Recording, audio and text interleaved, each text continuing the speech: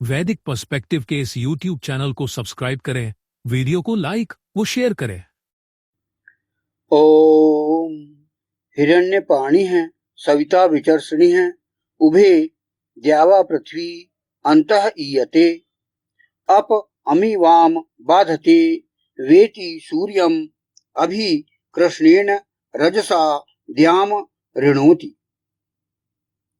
हिरण्य हाथों वाला, सर्वोत्पादक, विश्लेषण करने वाला, आकाश और पृथ्वी दोनों के मध्य गमन करता है, दूर करता है रोग की पीड़ा को, जन्म देता है सूर्य को काले लोक से, अभीष्ट प्राप्त करता है देव को। यह जो मंत्र लिया गया वह ऋग्वेद के प्रथम मंडल के 35वें सूक्त का 9वां मंत्र है। किस प्रकार उन्होंने यह धर्म का संस्थापन किया और परिस्थितियों को धर्मानुकूल किया, यह आप उनके इतिहास से शिक्षा ग्रहण कर सकते हैं।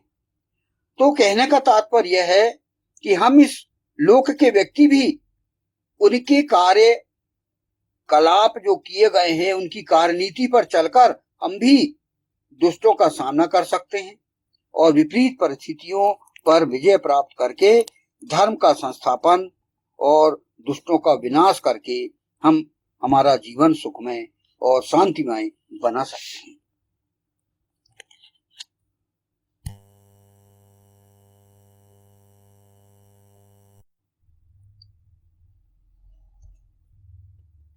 तो हमारे जीवन को स्वस्थ, निरोग और आयुष्मान बनाते हुए हम इस इहलोक में अच्छे से जीवन जी सकते हैं। हमारे जीवन को हम सफल बना सकते हैं और इस इहलोक में भी हम स्वर्ग का निर्माण कर सकते हैं। स्वर्गिक जीवन, आनंदमय जीवन हम इस लोक में भी जी सकते हैं। तो वही इस अगले फुटनोट में कहा गया है कि अभीष्ट प्राप्त करता है देव को। अभीष्ट, अभी, रजसा द्याम ऋणोति।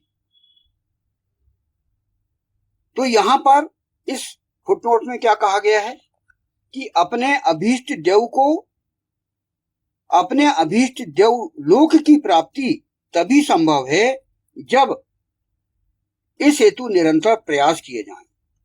आपको अभीष्ट स्वर्ग तभी संभव है जब आप निरंतर प्रयास करते रहेंगे।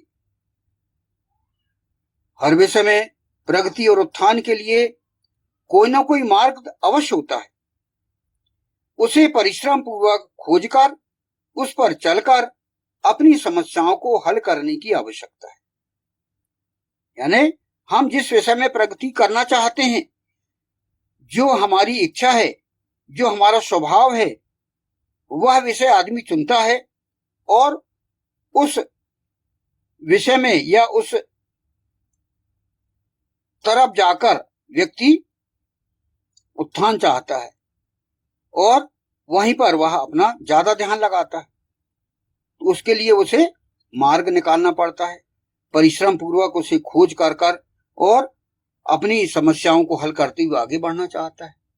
जैसे कोई डॉक्टर बनना चाहता है, कोई इंजीनियर बनना चाहता है, कोई वैज्ञानिक बनना चाहता है, कोई देश की सेवा करना चाहता है, कोई वाचक बनना चाहता है। सभी प्रकार की अलग अलग जो है स्वभाव के अनुसार अपनी व्यक्ति रास्ता निकालता है और समस्याओं को हल करने का प्रयास करता है और वह इसी लोक में स्वर्गिक सुख प्राप्त करना चाहता है। तो व्यक्ति हर विषय में चाहता है कि वह प्रगति करे, उत्थान करे और कई प्रकार के मार्ग अवश्य होते हैं, उसे वह अपनी मेहनत के अनुसार खोजकर उन पर चलकर अपनी समस्याओं को हल करने की उसे जरूरत है। बढ़ना हो तो, प्रगति करना हो तो यहां पर बताया गया है कि वेद मानव को परिस्थितियों का गुलाम नहीं बनाना चाहता, अपितु अपनी इच्छानुसार दुनिया को परिवर्तित करने वाला बनाना चाहता है। आप जो है अपनी इच्छानुसार दुनिया को बदलने का प्रयास करें, और वह परिस्थितियों का गुलाम नहीं बनाना चाहता कि जो परिस्थिति आ गई उस पर आप सहते रहो। वेदांतियों का इतिहास इसी कारण आज के जनसामान्य को काल्पनिक लगता है। पुराणों का इतिहास आप देखते होंगे कि कैसी अलौकिक शक्तियां कहां से आ गई, कैसे यहाँ पर ये जो है समस्या हल हो गई, ये आपको असंभव लगता है। लेकिन जो विष्णु परम पुरुष है वह आपको अभीष्ट देव प्रदान कराता है, अभीष्ट स्वर्ग हमें मिलता है। जैसे कि आधार स्तंभ का तृतीय सिद्धांत है, देवजन्म होता है और होकर रहेगा, और उसके आधार आप कर्म फल सिद्धांत के आधार पर आपको देव प्राप्त होगा, स्वर्ग प्राप्त होगा। तो व्यक्ति जो है इस प्राप्ति के लिए सदा प्रयास करते रहे, निरंतर प्रयास उसको करना होगा। अभीष्ट देवलोक की प्राप्ति के लिए, अभीष्ट स्वर्ग की प्राप्ति के लिए व्यक्ति को निरंतर प्रयास करना होगा। और अभीष्ट देवलोक अर्थात किसी स्वर्ग स्थान की प्राप्ति नहीं, बल्कि प्रकाश, श्रेष्ठ चेतना, ज्ञान, बुद्धि, आनंद और दिव्य जीवन की अवस्था को प्राप्त करना है। यानी आपको स्वर्ग अकेला नहीं है, इसी लोक में रहकर आप श्रेष्ठ प्रकाश, अच्छी चेतना, फिर ज्ञान, शुद्ध आनंद, परम आनंद और दिव्य जीवन की अवस्था को आप इसी जन्म में पा सकते हैं। वेदों में मनुष्य को निरंतर उन्नति, प्रकाश और रित अर्थात सत्य व्यवस्था की ओर बढ़ने की प्रेरणा दी गई है। वेदों में अभीष्ट देवलोक की प्राप्ति हेतु व्यक्ति को निरंतर ये प्रयास करने चाहिए। तो यहां पर हम ये सोचें कि व्यक्ति यदि अभीष्ट रूप से देवलोक प्राप्त करे, अभीष्ट स्वर्ग उसे यदि प्राप्त करना है इसी लोक में, तो वो क्या क्या प्रयास करे, यहां पर हम विचार करते हैं। वो उपाय क्या क्या हैं, वो प्रयास क्या क्या हैं। पहला, सत्य और धर्म का पालन करके। दूसरा, ज्ञान और विवेक की साधना स्थापित करके। फिर तीसरा है मन और इंद्रियों का संयम, ये प्राप्त करके। चौथा है यज्ञ भाव और सेवा भाव से। पांचवा है ईश्वर चिंतन और उपासना से। छठवां है निरंतर पुरुषार्थ से। ये जो है उपाय यदि व्यक्ति करता है तो उसे अभीष्ट द्युलोक की प्राप्ति होगी। तो पहला है सत्य और धर्म का पालन, वो कैसे करें। वेदों में सत्य को द्युलोक का आधार कहा गया है। आप रित का पालन करिए, सत्य का पालन करिए तो आपको द्युलोक प्राप्त होगा। सत्येन उत्थिता भूमि, यह वेद में कहा गया है, अर्थात सत्य से ही जगत धारण होता है, यह बताया गया। अर्थात जो व्यक्ति सत्य, न्याय और आचरण का पालन करता है उसका चित्त शुद्ध होता है और वह उच्च चेतना की ओर बढ़ता है। यह जो है आपको अति आवश्यक है। धर्म सबसे पहले, धर्म अर्थ काम मोक्ष, इसमें आप सबसे पहले धर्म का पालन करिए अपने पुरुषार्थ चतुष्टय में। फिर दूसरा है ज्ञान और विवेक की साधना आप करिए।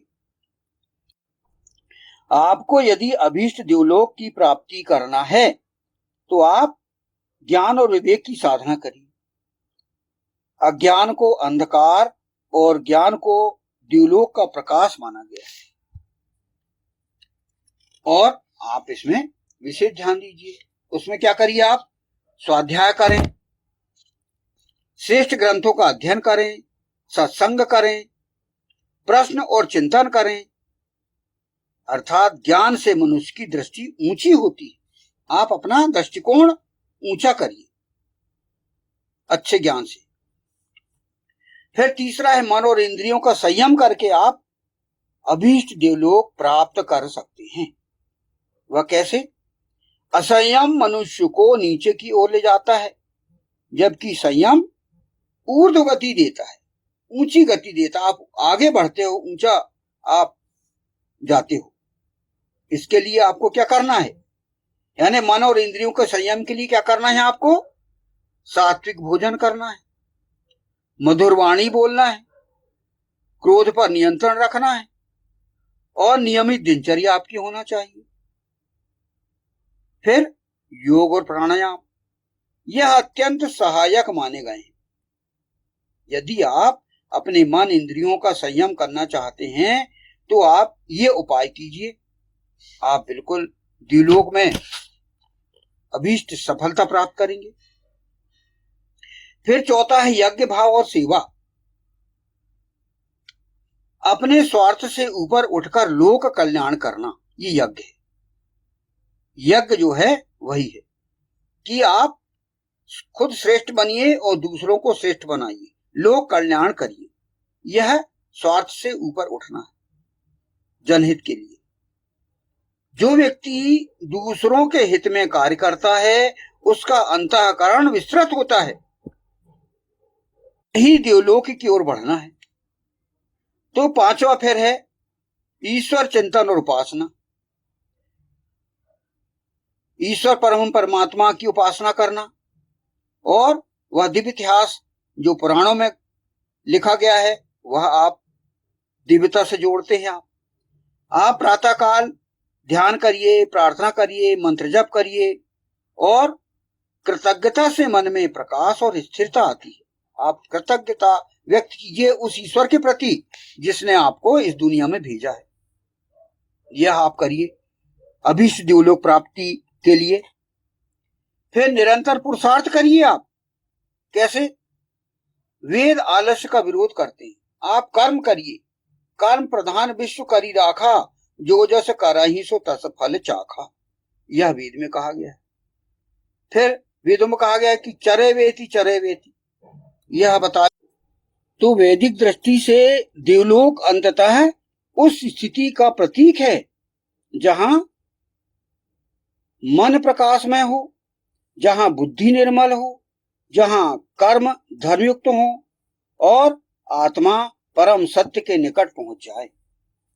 तो यह है आप अभीष्ट प्राप्त करता है देव को। इस मंत्रांश की व्याख्या को हमने समझने का प्रयास किया, जहां पर हमने ये ज्ञात किया कि अभीष्ट देवलोक की प्राप्ति हेतु व्यक्ति क्या निरंतर प्रयास करे, इस पर हमने विचार किया और इस मंत्रांश को हमने इस प्रकार समझा। और इस नवम मंत्र में हमने प्रमुख रूप से हिरण्य हाथों वाला ये ज्ञात किया कि हिरण्य हस्त कौन है, हिरण्य पाणी कौन है, कैसा है, और विष्णु परम पुरुष आकाश और पृथ्वी दोनों के मध्य कैसे गमन करता है। विष्णु परम पुरुष लोगों की रोग की पीड़ा को कैसे दूर करता है, ऐसे उपाय हमने सुना समझा। फिर वह जो काले लोग हैं उनको किस प्रकार प्रकाशित करता है वह परम पुरुष, और अभीष्ट देव को प्राप्त करने के लिए अर्थात अभीष्ट स्वर्ग प्राप्त करने के लिए क्या उपाय हैं, यह यहाँ पर बताए गए। तो इस नवम मंत्र का हमने विश्लेषण किया। आत्मचिंतन आप करें सुनकर और अपने जीवन को सफल बनाने का, सुखमय बनाने का प्रयास करें। यह नवम मंत्र यहाँ पर हम समाप्त करते हैं। हिरण्य हाथों वाला, सर्वोत्पादक, विश्लेषण करने वाला, आकाश और पृथ्वी दोनों के मध्य गमन करता है, दूर करता है रोग की पीड़ा को, जन्म देता है सूर्य को काले लोक से, अभीष्ट प्राप्त करता है देव को। ओम हिरण्य पाणी है सविता, विचर्षणी है उभे, द्यावा पृथ्वी अंतः ईयते, अप अमी वाम बाधते वेति सूर्यम, अभिकृष्णेन रजसा द्याम ऋणोति। ओम।